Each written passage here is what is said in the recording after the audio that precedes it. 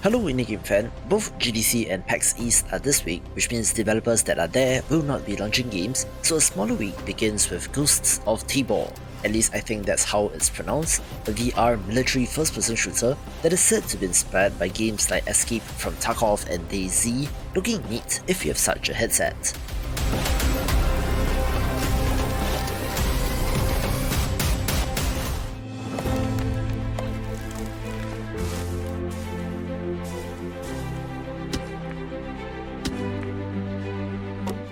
A game that I've been keeping an eye on is Above Snakes, a survival crafting title that is not what it seems. We are able to place adjacent tiles and to build out and explore the world to your liking.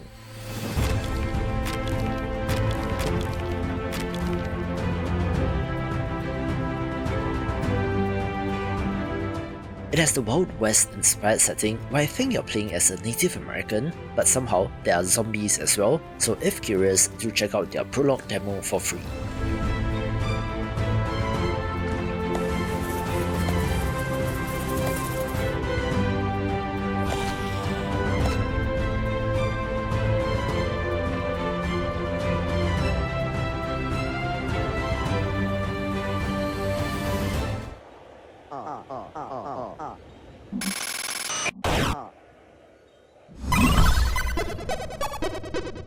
This video is brought to you by Nefasto's Misadventure, a point-and-click adventure game in a glitchy video game-inspired world which is releasing out of early access this week on the 24th.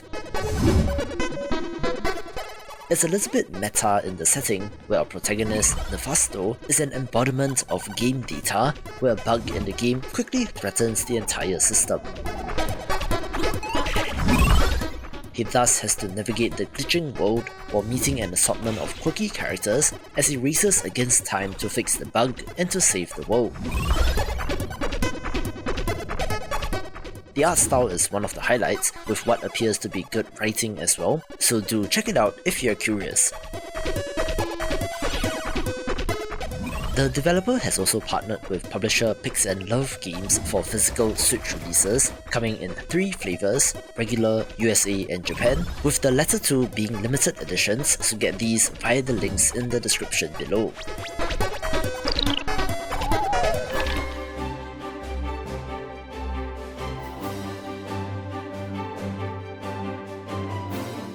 A fun-looking first-person platformer is GRAPPIN, where you stumble upon a mysterious artifact named the Grip, which is your main mode of locomotion, having to use it to scale a giant mountain in order to bring the Grip right to its summit.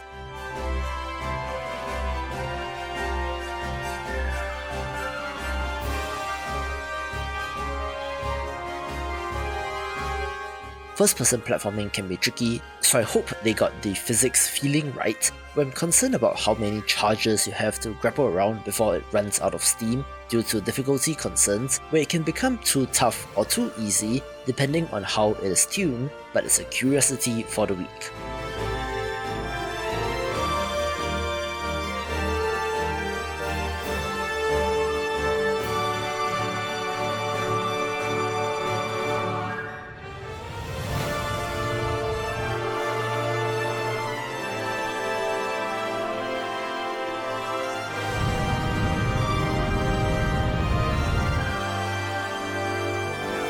Agents. Your mission is simple. Infiltrate the frozen coral underwater hotel and retrieve the blueprint of a powerful weapon. As you know, Deceive Inc's company policy is to deploy multiple agents to ensure the mission's success.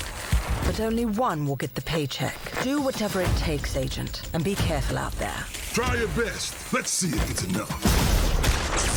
Booyah! The long-in-development asymmetric multiplayer title Deceive Inc. looks intriguing, where you play as spies, where extracting with the objective is what matters. There have certainly been their fair share of games like this over the years, none of which have particularly taken off, but here's wishing the developers all the best. They're really not gonna make it easy for me. Gotcha. Is that it? Right on target. Outskilled and outgunned. It can't end like this. Target acquired. Moving to rendezvous point. All done. Really? Mission complete!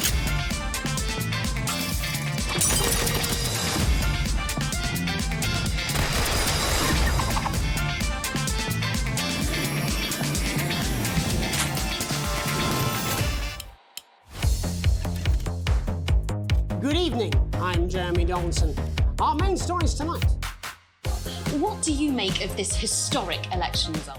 I don't usually cover VR games, but this one is worth a mention, where Not For Broadcast VR is the VR version of the extremely popular first-person simulator where you play as a TV producer controlling the broadcast in a dystopian society. You are seated and stationary, which makes it an ideal VR experience without the whole motion sickness thing, but the core game on PC is great and looks like a good time in VR.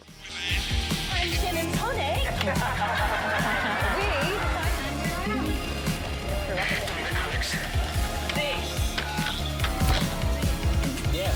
Government, advance, Peter Clement. A bleak space where we've all been figuratively sodomized into submission.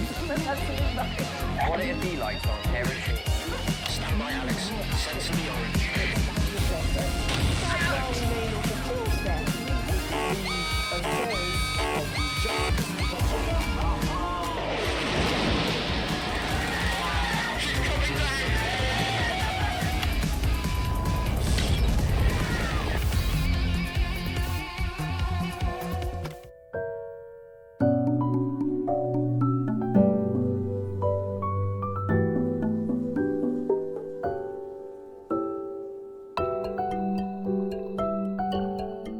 This next title comes to us from the developer of Raccoon, a beloved narrative adventure game that is in the same ballpark as something like To the Moon, so of course, their next game, Mr. Saitou, is of interest. It adds a little bit of a fantasy twist to the slice of life genre, where our protagonist, Mr. Saitou, is an average, overworked Japanese salaryman struggling to find meaning in life, where an accident results in him being spirited away to this weird world filled with strange creatures.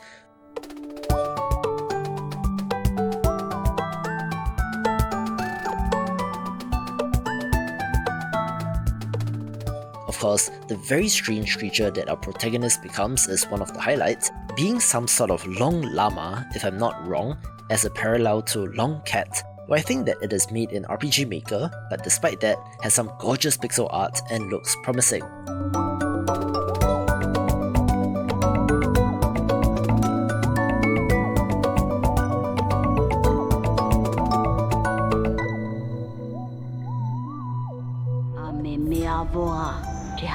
Clement.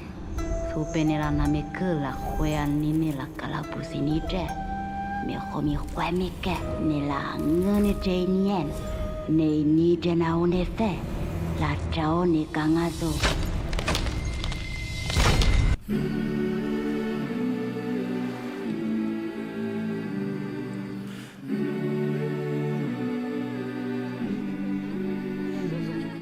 This week also sees the release of Tchia, a third-person open-world exploration and platforming game where you're free to explore a beautiful archipelago. You play as a little girl on a boat, sailing about and exploring the natural beauty and wonders of the world.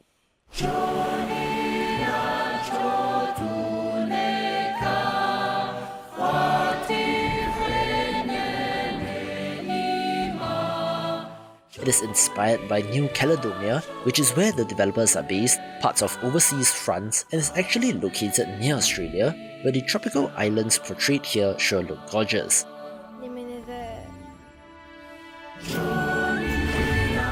More interestingly, you do also have the ability to take control of any animal or object that you see, ranging from birds to sharks and even coconuts, where the variety and exploration should be the best part, but there is a central narrative and story as well, looking very good.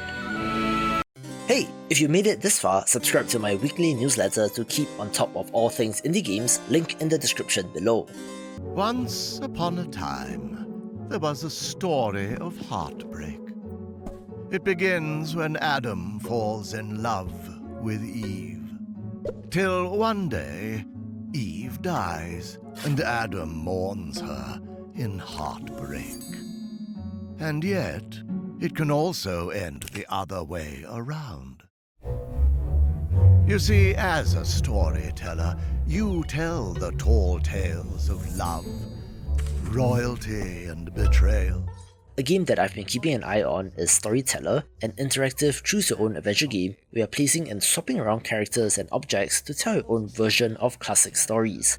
I'm not quite sure what the endpoint or quote-unquote win condition of the game is, but maybe it will make you a better storyteller. Also coming to us from the developer of the very underrated Fidel Dungeon Rescue, where this is quite a change. Oh, and of course, add one more to the In the Hall of the Molten King counter.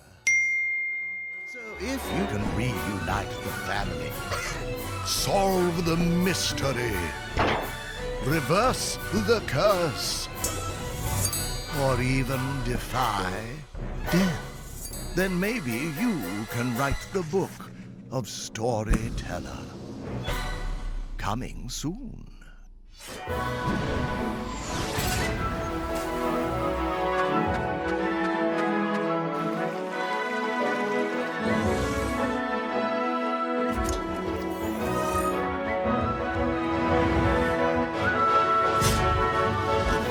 I was pleasantly surprised to see this gorgeous Zelda-style action-adventure game on the list of new releases, where the fantastic art, action, puzzles and mechanics of Ohu and the Secret Forest sure look like a delight.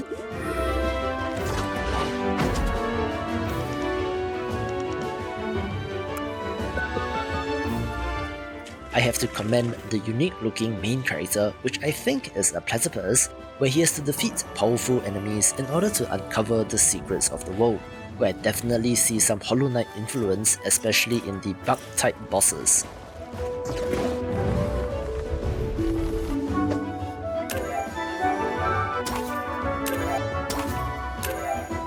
Thankfully, it is not another Hollow Knight clone, but an action-adventure game instead, where it looks very charming and even has life sim type elements like fishing. However, do note that it will be an early access release, so at the very least, add this one to your wishlist.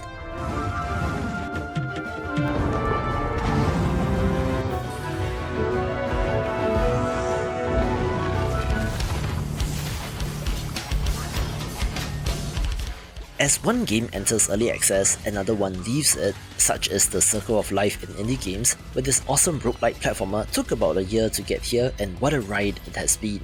You play as the Grim Reaper, whose employees at Death Inc are rebelling against you, so it's time to pick up your scythe and other weapons as seen in this trailer and to get to work, despite being overworked and burnt out yourself. So channel your rage and frustration into getting things back in order in Have a Nice Death, possibly being a Game of the Year contender, where a special mention goes to Patreon member and indie game ultra fan Sean H, and you can find more upcoming roguelites in this video.